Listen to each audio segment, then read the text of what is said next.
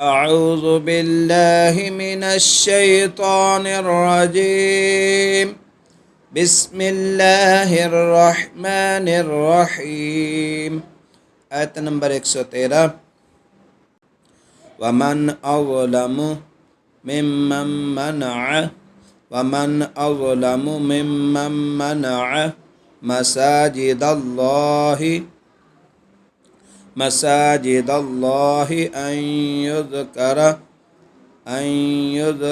فيها اسمه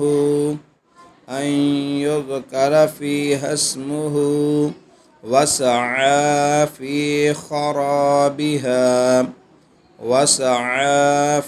خرابها أولئك ما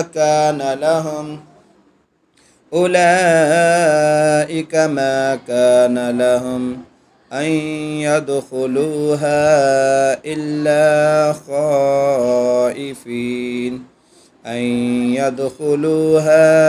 إلا خائفين. لهم في الدنيا خزي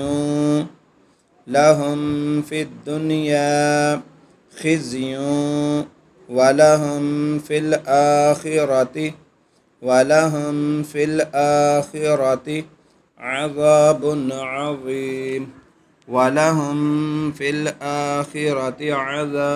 عظيم.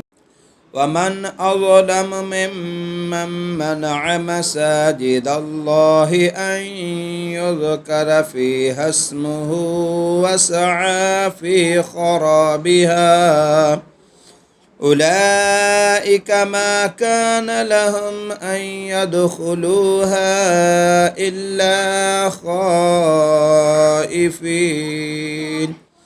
لهم في الدنيا خزي ولهم في الآخرة عذاب عظيم.